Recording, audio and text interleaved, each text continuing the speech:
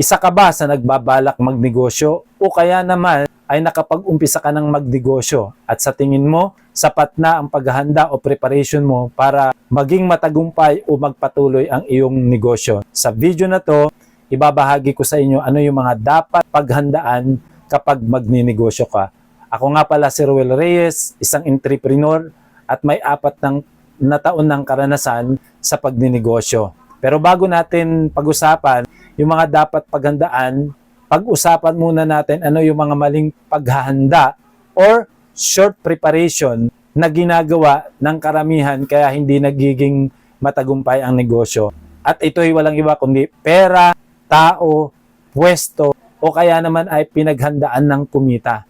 Pero alam nyo ba, kahit ang lahat ng mga ito ay inihanda na natin, darating sa puntong yung negosyo mo, kahit gaano ka-capacitive na kikita ito, magiging successful ito, pero daraan talaga sa proseso.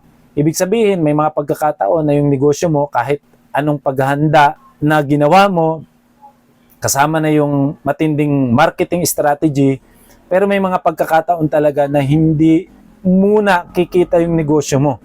At kapag itong mga binanggit ko ang naging preparation mo lang, yung pera, pwedeng maubos yan. Yung tao, pwedeng lumayas. So, kapag ito lang yung pinaghandaan natin, yung pera, sa pera, sa tao, sa pwesto, pagkita, baka ika-frustrate mo lang.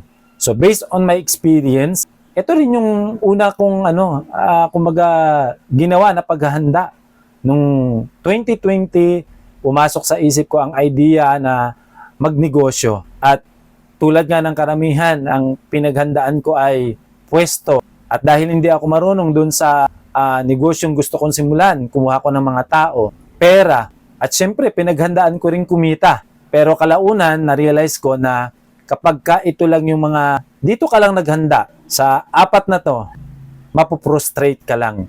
Kasi nga, for 1.5 year, hindi kumita yung negosyo ko.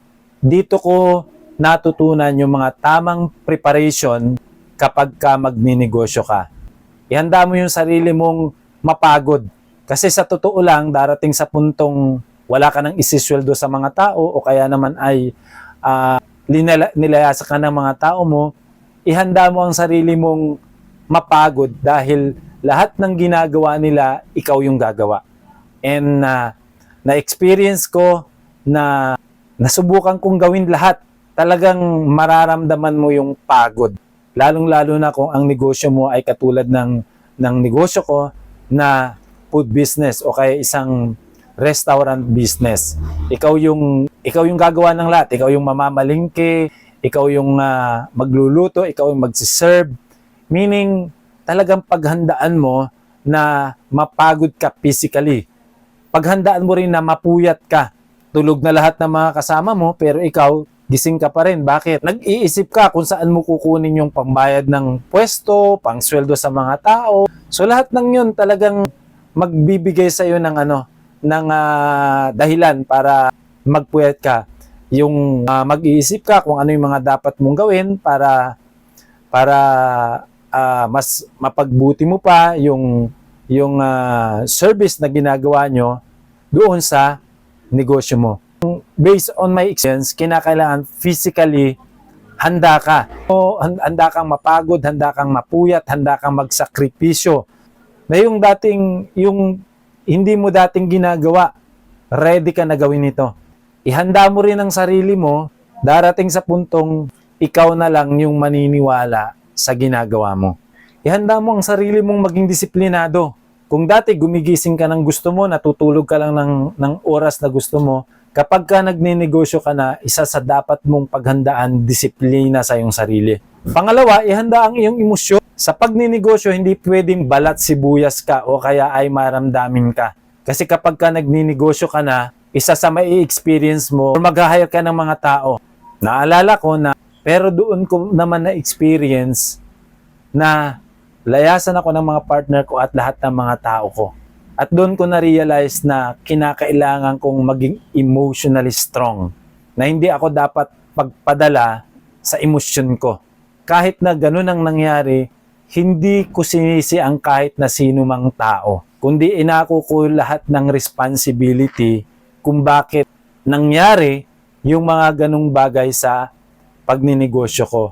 Basta sinabi ko na lang sa sarili ko, may dahilan. Para maging strong ka emotionally, be responsible. Huwag kang reactive. Huwag kang maninisi ng ibang tao. Kapag ka may nangyayaring hindi maganda sa negosyo mo, kinakailangan ang unang-una mong titingnan sarili mo.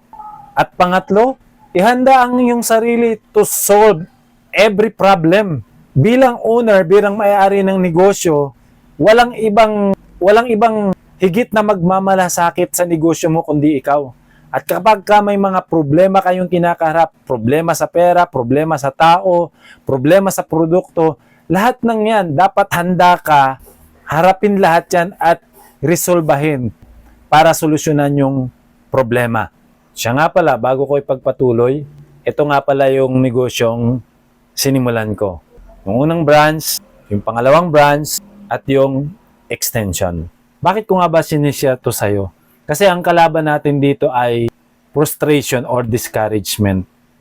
Naniniwala ako na ikaw yung tamang tao sa negosyo mo. Ang dahilan lang kung bakit sumusuko yung iba at napoprostrate yung iba ay dahil hindi napaghandaan yung mga bagay na to. Siya nga pala, kung kayo magagawi sa pwesto ko, ito yung mga pwedeng matikman nyo. At lagi mong tatandaan, ang kahandaan, ang tulay sa matagumpay na buhay. At dahil nakatulong sa iyo ang video na to, paki-like, follow, at share na rin sa mga kaibigan mo. God bless!